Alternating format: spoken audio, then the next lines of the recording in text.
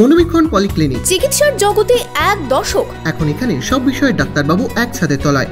Phone করুন 7477799515 এই নম্বরে।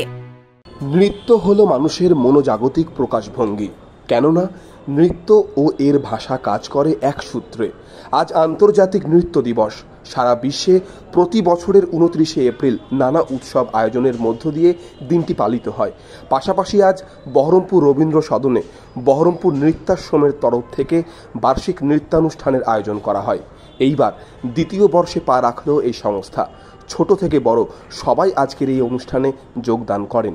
আদিনী টোটালটা আমার যত স্টুডেন্ট আছে তারা করছে, এবং কিছু স্টুডেন্টের মারাও আগ্রহী হয়ে তারা হয়তো ছোটবেলায় নাচ শিখেছে, অনেকদিন ধরে এগুলো থেকে বিরত আছে, তো তারাও নিজেরা এখানে অ্যাটেন্ড করেছে।